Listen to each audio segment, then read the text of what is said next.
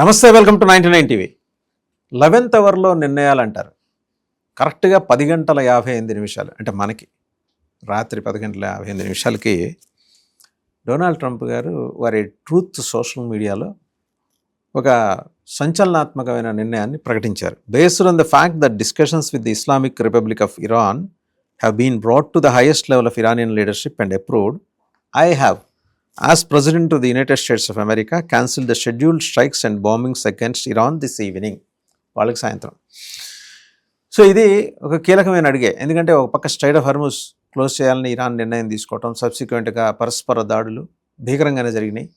ఈ క్రమంలో డెవలప్మెంట్స్ ఈరోజు ఎటు టర్న్ కాబోతున్నాయి అనేది వివరించడానికి, సమగ్రంగా విశ్లేషణ చేయడానికి మనతో ఉన్నారు geopolitical affairs expert senior journalist Suresh Kochattil గారు. నమస్తే సురేష్ గారు. నమస్కారం.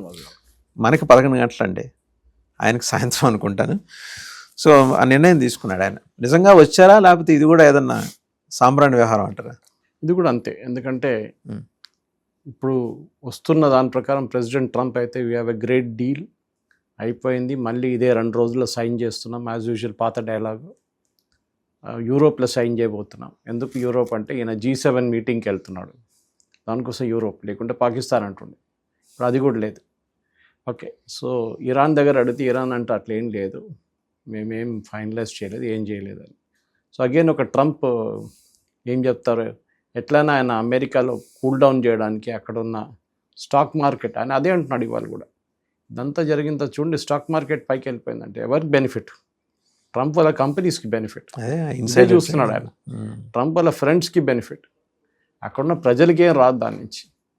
ప్రజలకి $4 ఇప్పుడు కూడా కడుతున్నారు పర్ గ్యాలన్ గ్యాస్కి. ఓకే, ఇది ప్రాబ్లం అన్నమాట. ఈ పరిస్థితులు ఏం చేయబోతారు ప్రజలు? కోపం చూపిస్తారు వాళ్ళు ఎలక్షన్లో, రాబోయే ఎలక్షన్. దీనికన్నా ముందు కూడా ఆయన ఒక స్టేట్మెంట్ ఇచ్చారు వాజ్దేవన్ గారు పోయిన వారం, నాకు అమెరికన్ ఎకానమీతో సంబంధం లేదు అని.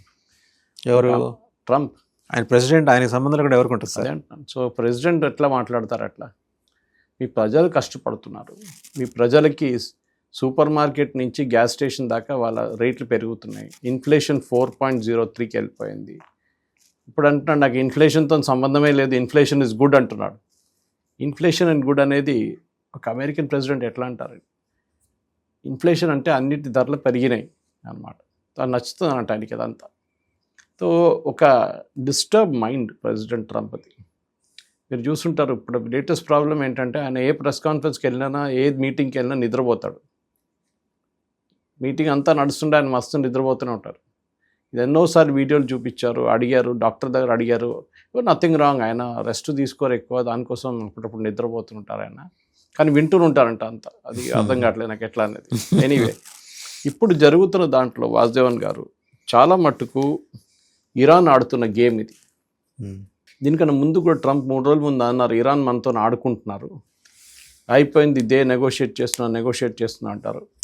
ఇదంతా ఆడుతున్నది పాకిస్తాన్. సో ఈసారి ట్రంప్ ఏం చేశాడు, పాకిస్తాన్ పక్కన పెట్టి ఖతార్, సౌదీ అరేబియా, బహ్రెయిన్ వీళ్ళందరూ తీసుకొచ్చారు. Turkey, Pakistan, Bahrain, Kuwait, Jordan మాట్లాడలేదు, టర్కీతో మాట్లాడుతూ అంటున్నారు.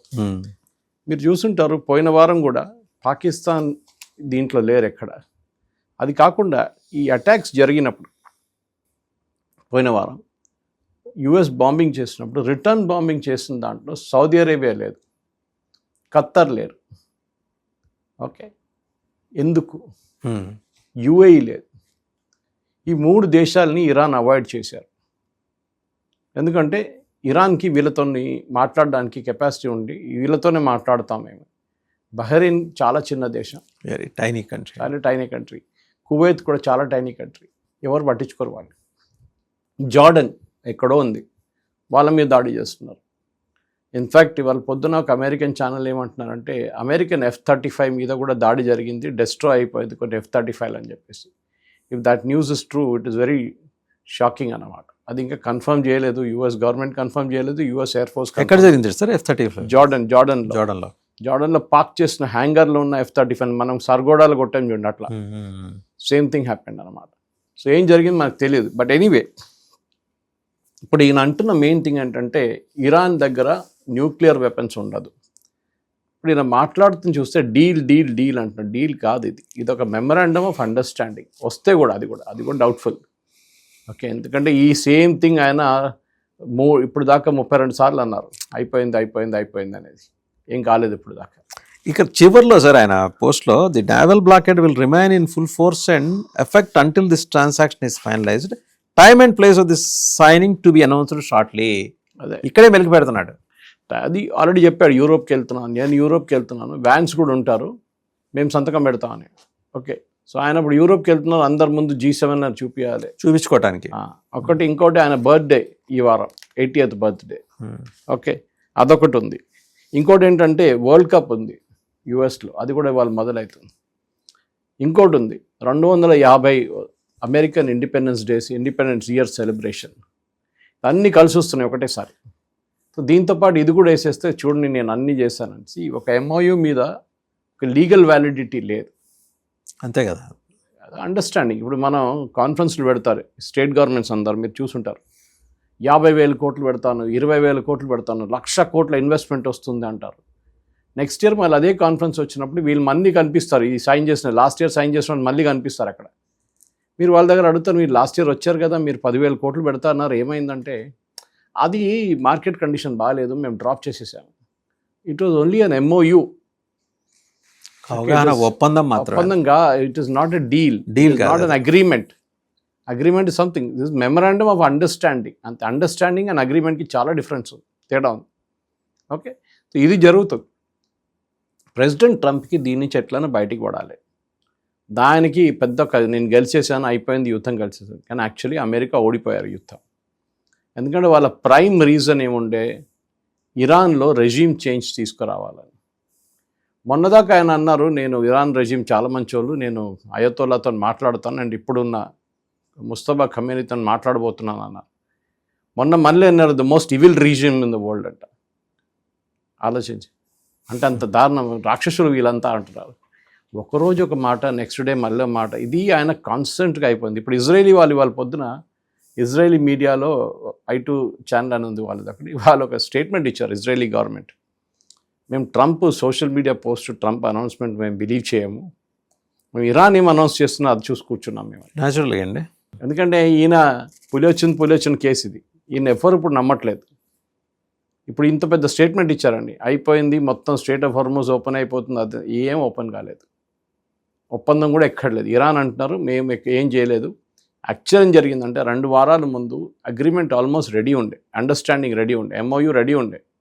ప్రెసిడెంట్ ట్రంప్ దాంట్లో కొత్త కండిషన్స్ పెట్టారు, ఇరాన్ బ్యాక్అవుట్ అయిపోయారు. ఇప్పుడు కొత్త కండిషన్స్ తీసేసి మళ్ళీ అదే పాత కండిషన్కి వెళ్ళారు. ఇప్పుడు ఎక్కడ రాబోతుంది ఇంట్రెస్టింగ్ అంటే వాసుదేవన్ గారు, ఇప్పుడు అందరు కంపేర్ చేయబోతున్నది ప్రెసిడెంట్ ఒబామాది JCPOతో కంపేర్ చేస్తారు. ఎందుకంటే JCPO అగ్రిమెంట్ చాలా ఎయిర్ టైట్ అగ్రిమెంట్ ఉంటుంది. ఇరాన్ ఏం చేస్తారు, న్యూక్లియర్ ఆయుధాల గురించి కావాల్సిన సెంట్రిఫ్యూజ్ ఎక్కడుంది, అది కాకుండా వాళ్ళ మిసైల్ ప్రొడక్షన్ ఎక్కడుంది, వీళ్ళు ఎంత 400 కిలోలో 405 కిలోలో అప్పుడున్న దాంట్లో 60 కిలోలే ఉండే, ఎక్కడుంది అది, ఎంత మటుకు ప్యూరిఫికేషన్ ఉంది. సో అప్పుడు 40% ఉండే, దాన్ని తగ్గించడానికి 3% తీసుకురావడానికి ఏం చేయాలి, చాలా డీటెయిల్డ్గా ఉండే అన్నమాట. ఇప్పుడు మొన్న Jared Kushner and Steve Witkoff అమెరికాలో ఉన్న న్యూక్లియర్ కమాండ్ దగ్గర వెళ్ళారంట, అమెరికన్ న్యూక్లియర్ సైంటిస్ట్ని కలవడానికి. మేము ఇరాన్తో మాట్లాడబోతున్నాం. వీళ్ళకి ఏంటండి పని అసలు, వీళ్ళు ఏ కెపాసిటీలో వెళ్తున్నారు అక్కడ? ప్రెసిడెంట్ ట్రంప్ ఫ్యామిలీ అంతే, ఇంకేం లేదు వాళ్ళ కెపాసిటీ. అది అమెరికా ఒక డెమోక్రసీ లాగా ఇప్పుడు నడుస్తుంది. ఇంకా అఫ్కోర్స్ ఒకటే లెక్క ఏంటంటే ఇంకా 2.5 సంవత్సరాలు ఉన్నాయి, దాని తర్వాత ఆయన ఉండరు, వెళ్ళిపోతారు. ఇప్పుడు అందరూ ఆల్రెడీ మాట్లాడుతున్న ఏంటంటే నెక్స్ట్ అమెరికన్ ప్రెసిడెంట్ అంటున్నారు. ఎవరు ఇప్పుడు ఉన్న ప్రెసిడెంట్ గురించి మాట్లాడట్లేదు. అవును, బికాజ్ ఈయన పెట్టబోయే ఒప్పందం ఇప్పుడు MOU అది ఫైనల్ అగ్రిమెంట్ వచ్చేదాకా నెక్స్ట్ అమెరికన్ ప్రెసిడెంట్ వచ్చేస్తారు అప్పటికే. మీరు ఇరాన్లో ఏం సాధించడానికి వెళ్ళారు, రెజీమ్ చేంజ్, అక్కడున్న ప్రజల దగ్గర ఏం చెప్పారు, మీరు రెబెల్ చేయండి, రోడ్డు మీదకి రండి, help is on the way అన్నాడు కదండి. Help is on the way, 40,000 మందిని చంపేశారు వాళ్ళు. మీరేం చేశారు, ఏం చేయలేకపోయారు. మీరు బాంబులు వేశారు, ఏమైనా జరిగిందా, ఏం జరగలేదు. ఇరాన్ మళ్ళీ కొట్టారు, పక్కన వాళ్ళు అందరి మీద బాంబు పడేశారు వాళ్ళు. అప్పుడు మీరేం చేశారు, సీజ్ ఫైర్ అన్నారు.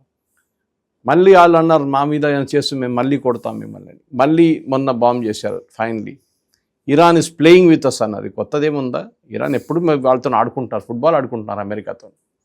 ఓకే, వాళ్ళకి తెలుసు ఒక నెగోసియేషన్లో ఒక పార్టీ వీక్ ఉంటే ఆ స్ట్రాంగ్గా ఉన్న పార్టీ ఏం చేస్తారంటే వాళ్ళు ఇంకా టైం తీసుకుంటారు, వీటితో ఎంత ఆడుకోవచ్చు మనం అని చూస్తారు అన్నమాట. ఇప్పుడు మీరు ఒక స్ట్రాంగ్ పొజిషన్లో ఉన్నారు, నేను ఒక వీక్ పొజిషన్ ఉన్నాను, మీరు చూస్తూనే ఉంటారు. నేనేమో డెస్పరేట్గా ఉంటాను ఒక డీల్ కోసం, ఎట్లయినా క్లోజ్ చేసేద్దామని చెప్పి. మీరేమంటారు, ఈడు ఉన్నాడు కదా చాలా వీక్ అయిపోయాడు, ఒక పని చేద్దాం, ఇంకా వారం పొడిగిస్తాం, ఏం చేస్తాడు, ఇంకా దిగొస్తాడు కిందికని. ఇది ఇరాన్ చేస్తున్నారు అమెరికాతో. వాళ్ళకి they don't want to do a deal, వాళ్ళు మెల్లగా చేసుకుంటారు. సరే వాళ్ళకి ఎకనామీ మొత్తం పోయింది, ఎకానమీ మొత్తం డౌన్ అయింది, వాళ్ళ ఇన్ఫ్రాస్ట్రక్చర్ డౌన్ అన్నీ, కానీ they are ready to bear it, no problem. President ట్రంప్కి ఆ లగ్జరీ లేదు.